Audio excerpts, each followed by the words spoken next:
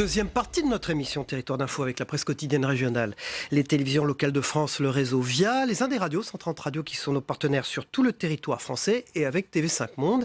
Et l'invité politique en direct sur ce plateau ce matin, c'est Agnès Pannier-Runacher. Bonjour. Bonjour. Vous êtes secrétaire d'État auprès du ministre de l'Économie et des Finances, Bruno Le Maire. Voilà, pour vous interroger à mes côtés, Marcelo Westphred du Figaro pour Public Sénat. Bonjour Marcelo. Bonjour. Et Hervé Favre de La Voix du Nord, qui Bonjour. est sur ce plateau, la presse quotidienne régionale, PQR, qui diffusera cette interview, Agnès Pannier-Runacher, sur ses sites internet à partir de 10h ce matin. On passe à l'actualité tout de suite. La loi anti-casseurs, le texte soutenu par la majorité le plus mal voté depuis le début de la législature. Est-ce que c'est pour vous un début de fronde de la République En Marche contre le gouvernement ? Alors, c'est pas le texte le plus mal voté, c'est le texte, puisqu'il a eu plus de 380 voix de mémoire. 50 abstentions. 50 abstentions. 50 abstentions de la République En Marche. Et moi, je voudrais dire qu'après nous avoir reproché d'avoir une majorité de députés godillots, Vlatipak, on nous reproche d'avoir des députés qui ont un cerveau et qui réfléchissent. Moi, je trouve ça plutôt encourageant d'avoir des députés qui ont un cerveau et qui réfléchissent. C'était d'ailleurs le cas depuis le début. Et je dirais deux choses. La première chose, c'est que ce texte est nécessaire. Il est nécessaire parce que les policiers ne sont pas payés à se faire casser la gueule une fois par semaine. Pardonnez-moi l'expression, mais c'est un petit peu ce qui a l'air de devenir un impondérable de leur fiche de poste. Ça me paraît extrêmement choquant et inadmissible. Et la deuxième chose, c'est que je crois qu'il n'y a aucune ambiguïté sur le fait que les députés aujourd'hui soutiennent le projet d'Emmanuel Macron. Mais ils jouent leur rôle et nous, on joue notre rôle. Et ça me paraît très bien. Ce texte, vous, député, vous l'auriez voté sans... Moi, ce texte, je le soutiens pour la bonne et simple raison que je trouve inadmissible, mais inadmissible que les forces de l'ordre soient confrontées à une violence sans égale. Et je pense que certains journalistes l'ont vécu dans leur chair dans les manifestations depuis 10-12 semaines maintenant. C'est insupportable. Sur la loi Asile et Immigration, il y avait 14 abstentions dans la République En Marche, il y en a maintenant 50. Est-ce que vous craignez pas qu'en seconde lecture, on ait carrément des votes contre ? Je pense qu'au contraire, les députés ont très clairement dit qu'ils avaient l'intention d'améliorer le texte en deuxième lecture et que, encore une fois, ils jouent leur rôle. C'est-à-dire que dès qu'on est sur le fond du projet, il y a une très grande solidarité entre la majorité.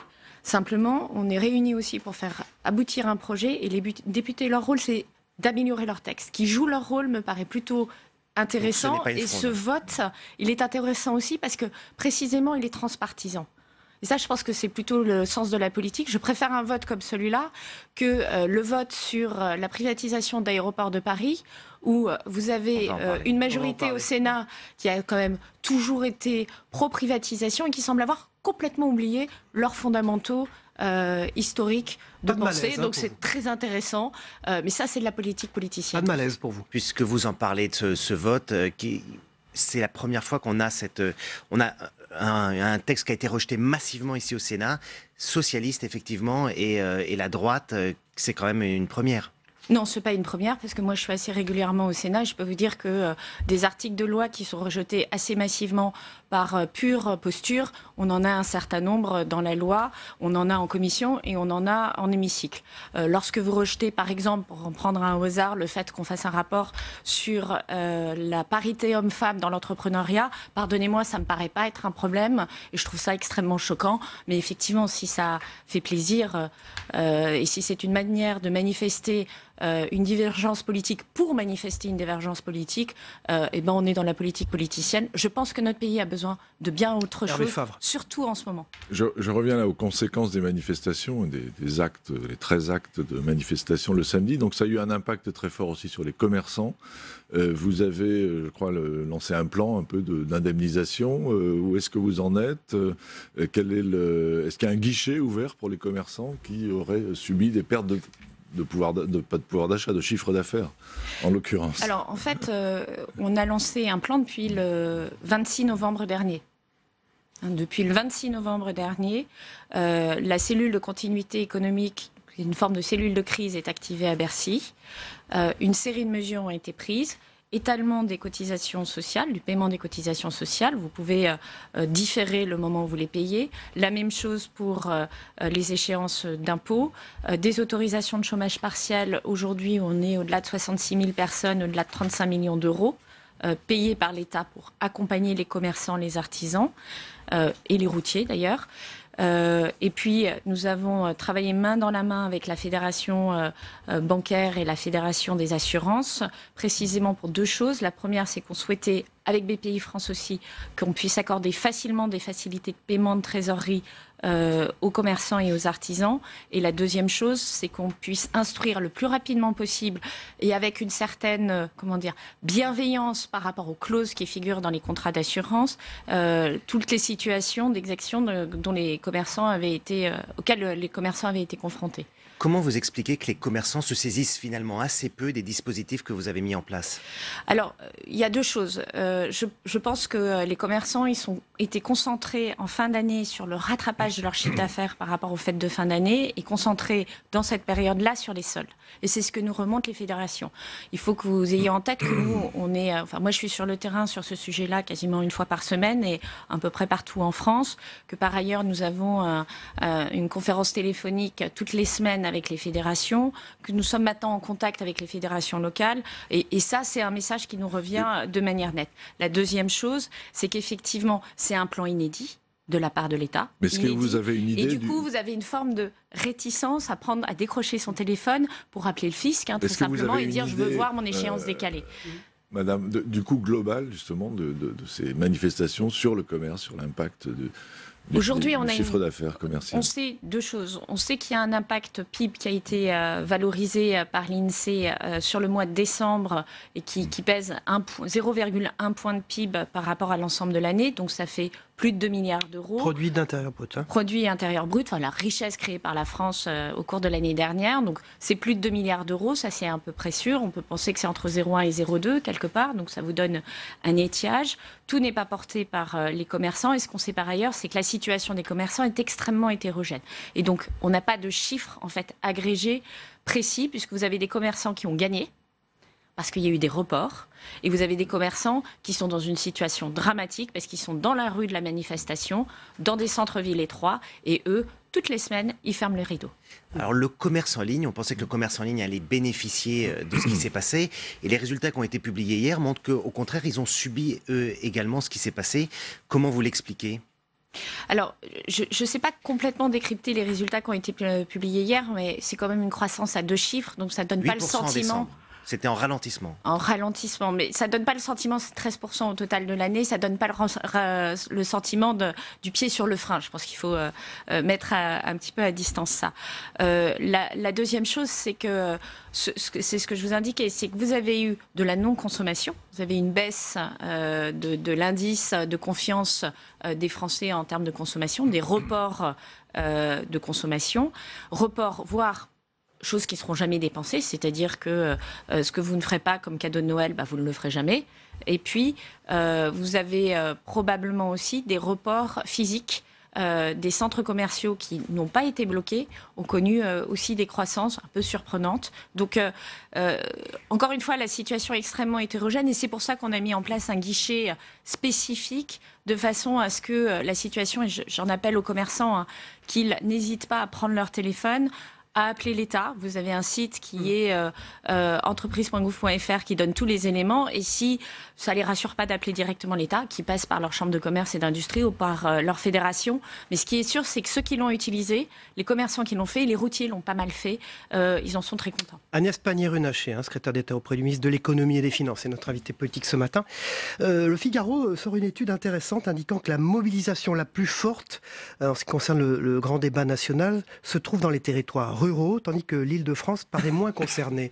Est-ce que ça valide pas au fond cette critique qui était faite depuis des mois, d'une déconnexion entre le gouvernement et ses territoires ruraux? Est-ce qu'il n'y a pas là une forme de décalage qui était souligné par Hervé Morin, par Dominique Bussereau, par François Baroin, les présidents des différentes associations regroupant les maires, les départements et les régions?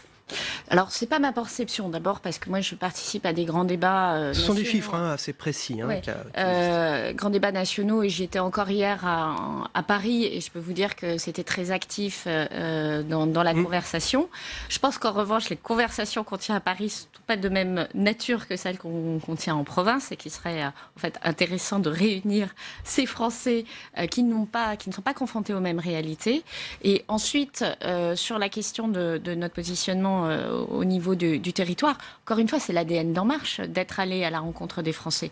Tout le programme, je le rappelle, parce qu'on a tendance à l'oublier, tout le programme, il a été construit sur une grande marche qui avait interrogé des dizaines de milliers de personnes. Il a été construit dans des ateliers, moi j'y ai participé il y a 2 ans, qui justement visaient à faire converger un certain nombre d'idées et qui étaient présents sur tout le territoire. Donc, ce qui est en train de se dérouler, ce n'est jamais qu'un retour vers notre ADN. Il est clair que tous les Français n'avaient pas nécessairement participé à la création de ce programme, et c'est cette extension à l'ensemble des Français qui est intéressant dans le cadre du grand débat. Vous avez regardé les sondages qui viennent de paraître, plus 6 points pour Emmanuel Macron en février, plus 5 points en janvier, ça fait 11 points, il revient à son niveau juste avant les Gilets jaunes. C'est une remontada ? Non, mais je pense que les Français ont compris qu'on était à l'écoute et qu'on travaillait pour eux et pour faire en sorte de sortir de cette crise par le haut et de répondre à leurs préoccupations. Et il n'y a que ça qui m'intéresse. C'est d'être à la hauteur des exigences qu'ils ont en termes de transformation du pays. Et effectivement, il faut qu'on continue, il faut qu'on approfondisse. Et ce qui me rassure dans tout ça, c'est que l'agenda de réforme, il doit être poursuivi. C'est clairement ce qui nous est dit. Cette remontada, ça valide aussi le discours de l'opposition qui dit qu'Emmanuel Macron est en campagne avec ce débat, à la fois sur les européennes et sur un éventuel... C'est un peu comme la conversation qu'on avait tout à l'heure, c'est-à-dire soit on est déconnecté, soit on est en campagne. Non, on est tout simplement à l'écoute et on est présent sur le territoire et on fait notre travail et on essaye de le faire bien. Alors au plan européen, on attend aujourd'hui une décision très importante de la Commission européenne qui va vraisemblablement retoquer l'accord de fusion entre Alstom et Siemens. Est-ce que c'est un camouflet pour le gouvernement ? C'est surtout une très mauvaise décision d'un point de vue économique et d'un point de vue politique. C'est un camouflet pour l'Europe. Alors l'Europe dit que ça va créer un monopole, donc on s'y oppose au nom de la libre concurrence. Et je pense que dans cette analyse, l'Europe est restée coincée dans le XXe siècle et qu'on est dans le XXIe siècle. Très simplement. Aujourd'hui, on a besoin de l'Europe. Qui aujourd'hui peut penser que les économies de chaque pays européen font la maille par rapport aux États-Unis et par rapport à la Chine ? Il faut prendre acte du fait que le marché il est mondial et que quand on regarde le marché ferroviaire, pour prendre cet exemple-là, au plan mondial, Alstom et Siemens, ils ont des parts de marché relativement limitées. Et aujourd'hui, vous avez un Chinois, donc c'est bien, on vient de lui faire le marchepied. Vous avez un Chinois qui est présent dans les appels d'offres en Europe, qui aujourd'hui n'en a pas gagné, ce qui prouve qu'a priori, Alstom et Siemens sont capables d'avoir des offres compétitives et justement de ne pas peser sur le prix des consommateurs.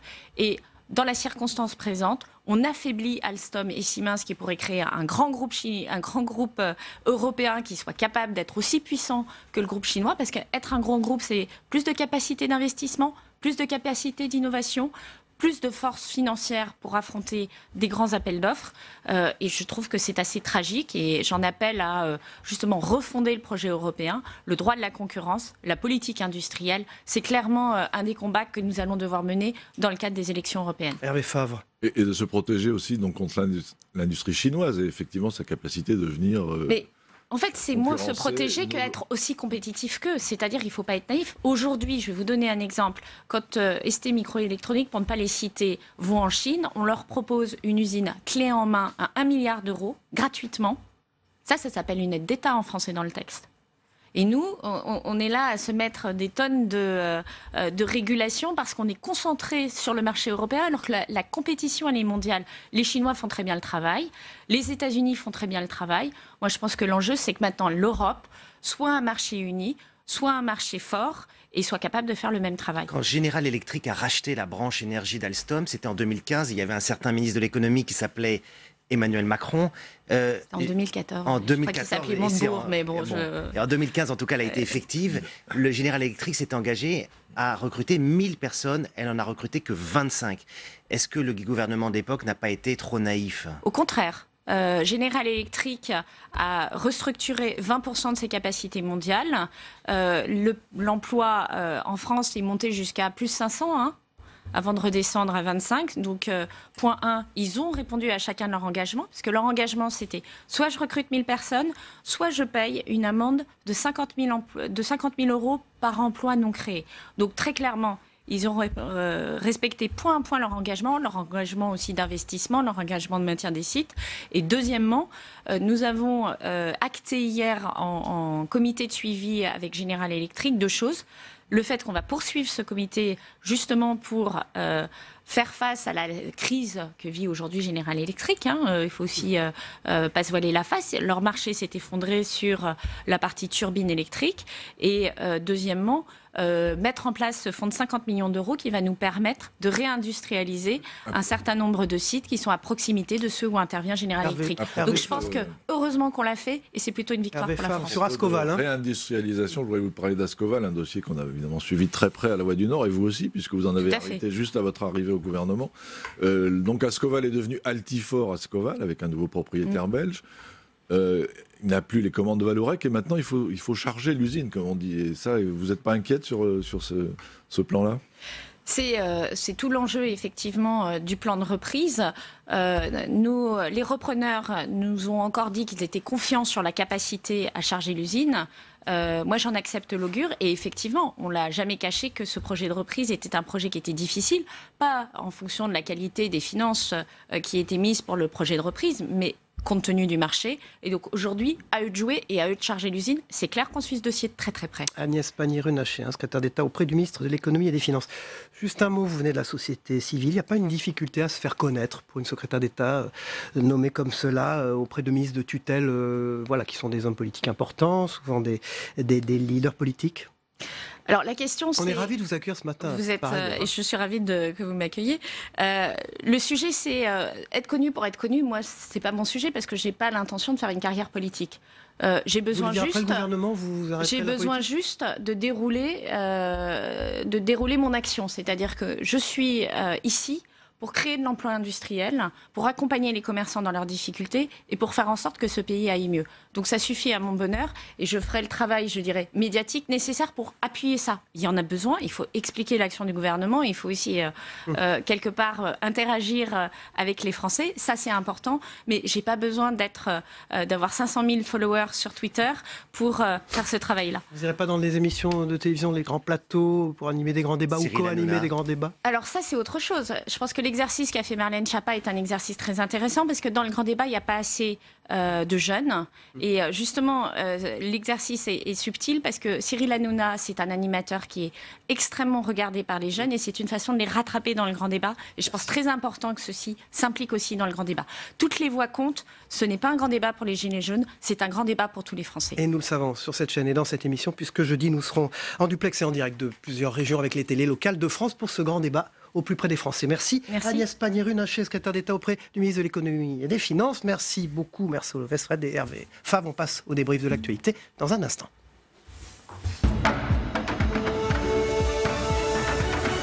Bonne journée.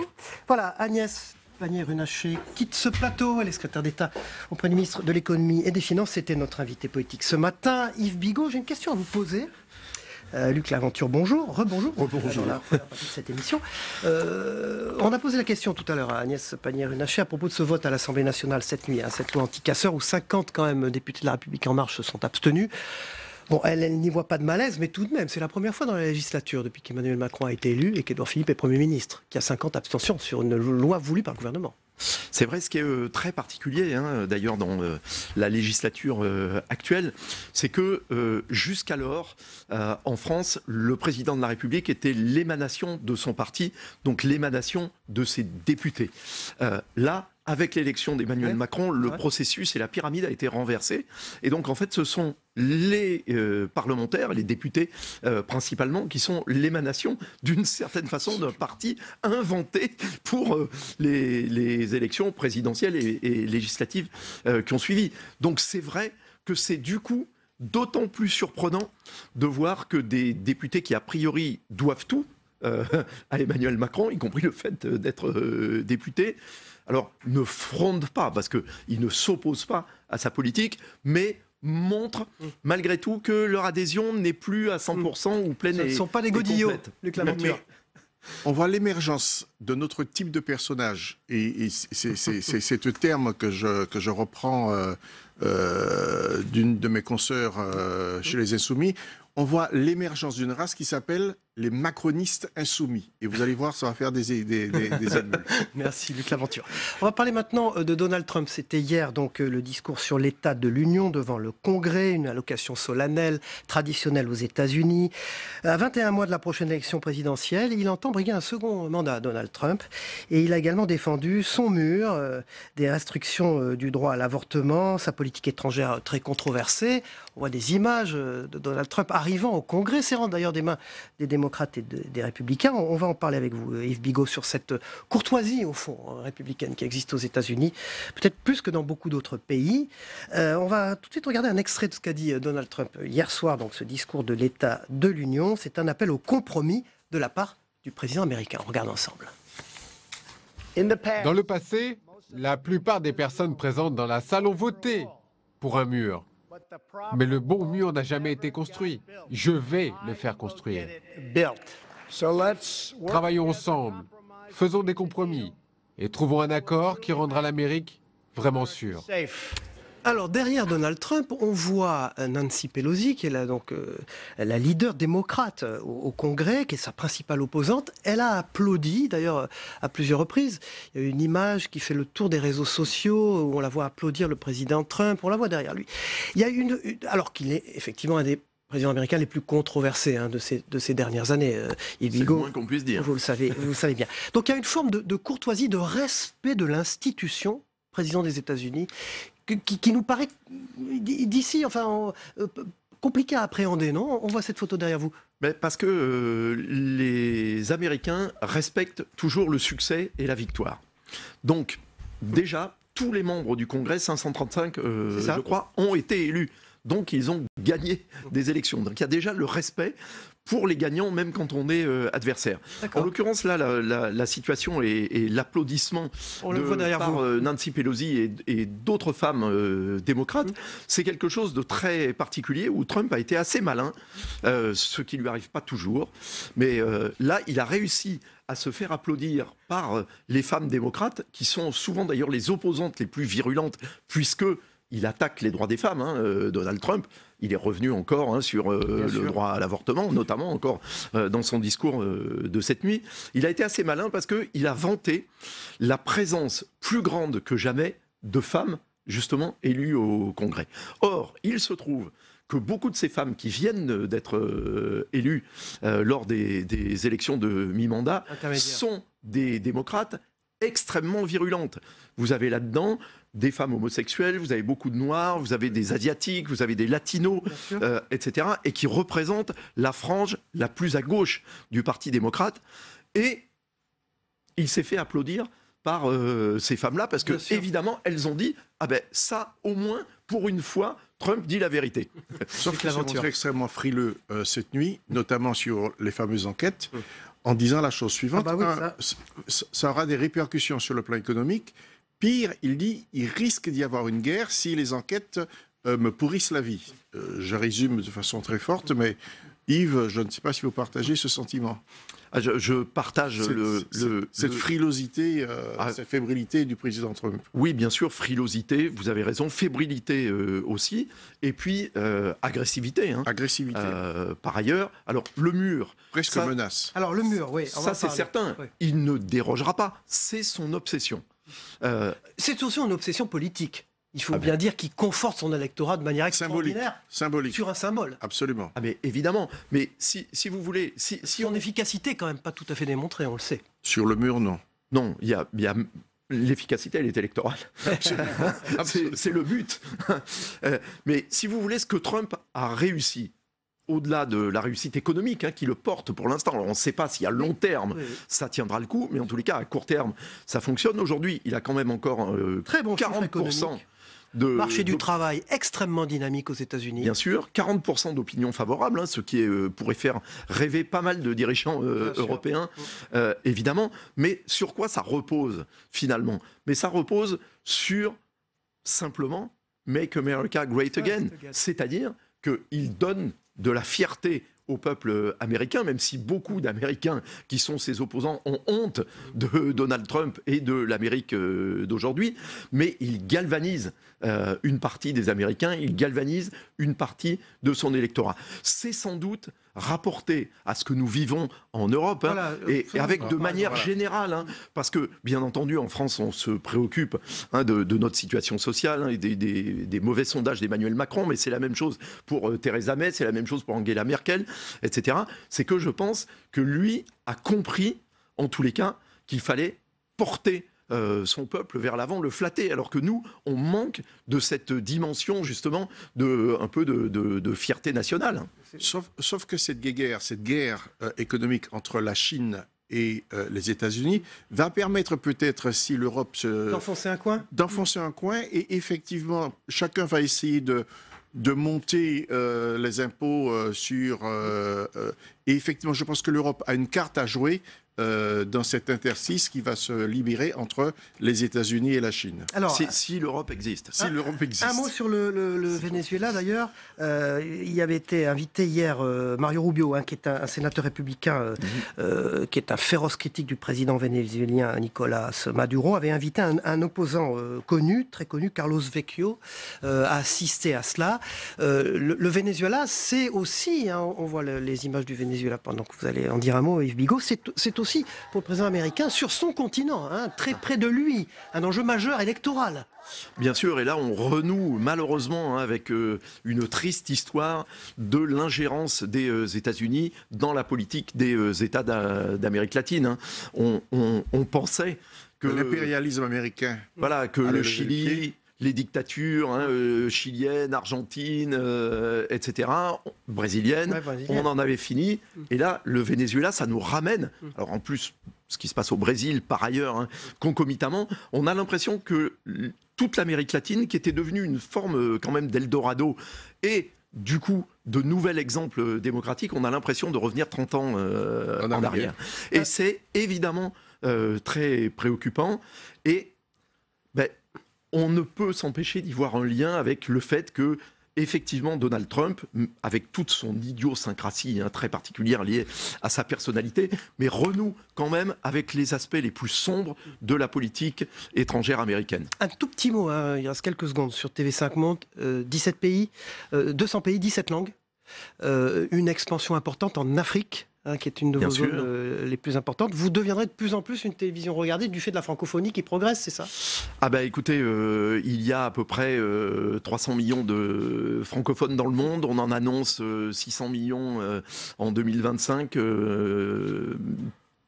Certains vont jusqu'à dire 1 milliard en 2065. Donc forcément, nous, on est porté par le nombre de francophones dans le monde, malgré nos très nombreuses langues de sous-titrage. Et l'Inde, maintenant, est un des 10 pays où nous sommes le plus regardés au monde, donc pas uniquement en francophonie, c'est grâce au sous-titrage en anglais. Merci beaucoup. Yves Bigot, directeur général de TV5 Monde, chaîne partenaire de notre émission qui nous diffuse dans 200 pays, dans 17 langues. Merci Luc Laventure. On peut aller regarder votre site Outre-mer 360 pour en savoir un peu plus de tout ce qui se passe dans les Outre-mer. Et vous êtes un régulier de cette émission. On regarde ensemble, messieurs, le Zap Matin de Christophe Combarieux, ce qui s'est passé aussi dans les autres matinales d'infos ce matin et puis dans les émissions politiques et journaux télévisés hier soir. À tout de suite. Ne voyez pas dans le texte sur lequel vous aurez à vous prononcer tout à l'heure une loi de circonstance. C'est une loi de bon sens. Ça n'est pas une loi de circonstance parce que le travail des sénateurs avait débuté largement avant le mouvement des Gilets jaunes. Et donc, en aucun cas, ça n'est lié, c'est faire un mauvais procès à vos collègues sénateurs. Le texte, il divise jusque dans les rangs de La République En Marche. 387 voix pour, 92 contre, mais ce qui frappe, c'est le nombre d'abstentions dans la majorité. Une cinquantaine à La République En Marche. Tout le monde voit bien que c'est évidemment une loi qui est de circonstance, prise dans la précipitation. et même dans une forme de panique. On a l'impression de la part du gouvernement pour donner le sentiment d'agir. Et évidemment, les casseurs, c'est le prétexte, mais évidemment, derrière, il y a une volonté de réduire quand même une liberté fondamentale qui est la liberté de manifester. Nous avons voté contre parce que j'ai le sentiment que cette loi, elle casse davantage la République en marche qu'elle ne casse les casseurs. Nous avons voté contre, et pour que nous votions contre ce genre de loi, c'est qu'il y a quelque chose de grave qui se passe. Il y a une 50aine d'abstentions, c'est un chiffre en effet important. Il n'y a aucun vote contre. L'abstention traduit véritablement un certain nombre d'hésitations de la part de mes collègues, hésitations respectables. Il y a cette question de beaucoup d'acteurs et de beaucoup de députés autour de l'article 2, cette interdiction administrative de manifester qui nous a apparu, je pense, aux uns et aux autres, trop peu encadrée. Cette loi qui nous vient, rappelons-le, de l'opposition, des sénateurs de droite, ne me satisfait absolument pas, parce qu'à mon sens, elle est liberticide. Avec le fait de transférer au préfet la possibilité de restreindre les libertés individuelles des Français. Dans le texte actuel, c'est très encadré, mais on ouvre sur le plan idéologique, sur le plan des principes, une brèche dans laquelle d'autres pourraient s'engouffrer si par malheur ils arrivaient au pouvoir. C'est pas le premier fait de ce gouvernement. Souvenez-vous que M. Castaner, il y a quelque temps, avait voulu inventer de toutes pièces le délit de complicité de violence en manifestation. Enfin, on marche complètement sur la tête. Il ne fait pas bon, par les temps qui courent, être ni opposant politique, ni un journal indépendant. Ce texte, il a constitué, je l'ai dit cet après-midi à la tribune, un peu une bouée de sauvetage pour M. Castaner face au naufrage de sa politique de maintien de l'ordre. Les démocraties, elles meurent de leur faiblesse. Elles meurent de leur faiblesse. C'est parce qu'il y a des gens beaucoup plus violents et plus méchants. Finalement, on n'ose pas parce qu'on a peur d'attenter à leur propre liberté. Et en réalité, derrière, c'est la loi de la jungle. Il faut arrêter ça. C'est une bonne loi. Nous l'avons votée. Voilà, troisième partie de notre émission qui démarre dans un instant, la partie parlementaire. À tout de suite.